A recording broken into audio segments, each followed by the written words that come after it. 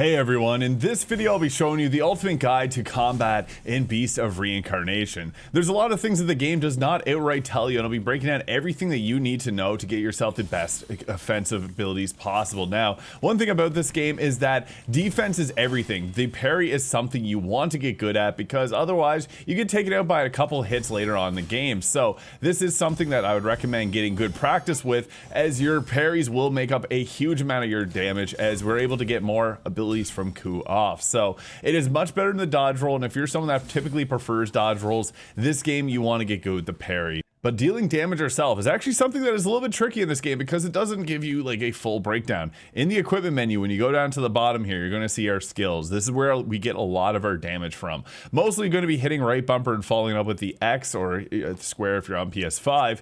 And I would recommend getting to learn these. So go through them all. You will unlock more as you complete bosses. Some of them are great because they're going to create a branch, for example, that you can jump from, or it can create a little bit of a stun for the enemies. So get comfortable with these. They will use your entanglement gauge. Is what's something that you're going to see at the bottom of the screen. You can get more slots for that, but this will come with time. So yeah, whenever we're in a fight, we obviously, the number one highest priority is not taking damage, but you can see there, as you continue to attack, you will build that up. This thing has a very large area of effect, and I would recommend using range attacks a lot of the time just because of how honestly effective they are in this game, and Ku can go in and do some melee damage for you. But another thing is you can slow down combat by pressing Y or triangle to go into the menu here. Use this strategically. If there's a boss, you can be able to time your defense a little bit better, but it's also something that you can use for obviously Ku to get his attacks off. And this will give you a little QTE there where you need to time it properly, but this does give you a bit of a second to breathe, and you can get right out of it into a parry.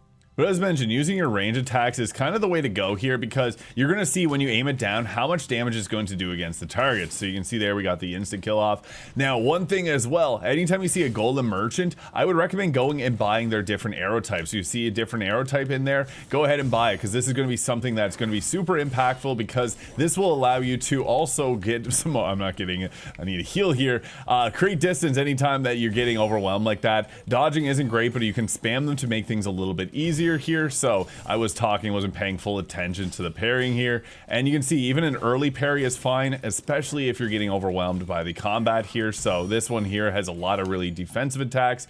You want to open them up by using Ku's attacks against a target like this, but bow attacks are super useful because you can see the amount of damage, and again, go and purchase them from different golem merchants. For example, like this keeper golem here, if you're at this section of the map, we'll have them available for you to purchase. This just gives you an easy way to apply statuses, whether it be an acid arrow or if you swap over to the shooter there, and you can have fire damage, which will oftentimes stun enemies. This is really good because you can pair with Ku's abilities to further stack up those statuses. This game really makes you care about the different types of elements in it, so I would recommend using obviously whatever is strong against a boss, but use these often, use them against bosses. They will replenish when you go to a like a bonfire camp.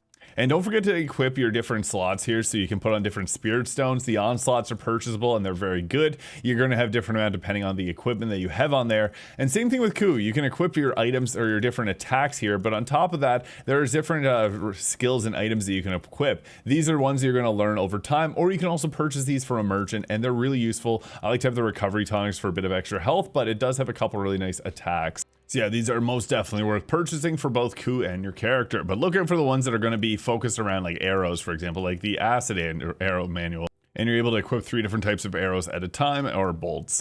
Now the other thing is we can use Ku's hair here in combat. This was actually an attack that you can press the right trigger to use.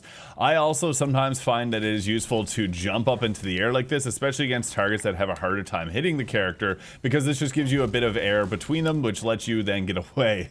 Preferably not off the edge, but you can get creative with your positioning here because sometimes you can get sneak attacks off on enemies just like that. So always be using this to your advantage. You're going to obviously see that during the exploration where it is somewhat of a requirement. If you're facing off against targets here that have a shield, for example, sometimes it's nice to attack the others, and if you got the piercing bolts, you can have your arrows go around and hit the target from another angle there.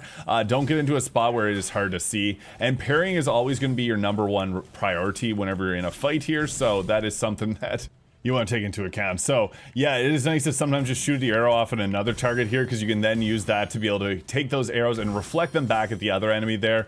Just be mindful that their attack timings will come out sometimes very quickly, and if you're at an odd angle like this, it can be hard to hit. So that's why sometimes it's nice to use Ku's abilities here, where you can get a bit of a second to breathe and see the area from a different perspective, so you can go ahead with parrying. I'm locked onto the wrong one. Pressing right control stick is important, because sometimes you need to actually swap targets, because your parry won't be actually lined up to the proper target. So that's obviously an issue.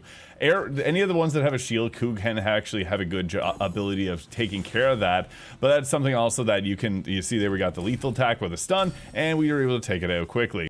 Now, as far as attributes go, strength is kind of the way to go with a lot of these, because this is going to up your overall attack power and your defense. Vitality is good though, but I found in my experience on if you're playing on the normal difficulty, you're going to get like 2-tapped a lot of the time. So it can be worthwhile to put points into vitality and fluorescence as well. But same thing for when we go over to Ku here. I prefer having a bit more points into the fluorescence here. This is going to impact our skill power, which is something that Ku does well. And whenever we get to this, we have our skill tree. Now, we can get different skills depending on who we want to play as. If Emistries does have additional upgrades here, so like if you've upgraded your strength here, you're going to have other options which can be taken up further and further. So the one that I'd highly recommend upgrading as soon as possible is the entanglement gauge. This just gives you more skill points basically to use, so this is like a #1 must have. So always upgrade your strength here, as that's going to allow you to access this. There are others that will increase your attacks here, so like you see the follow up right button, right button, right button, right button, XX. So if you use any of these and find that you like to use them, I would recommend upgrading those, obviously. Same thing goes for Ku here. He does have some really nice options for upgrades, like the increased status effect amp, giving double the status effects I found to be really important, so that's why I found fluorescence to be a good upgrade.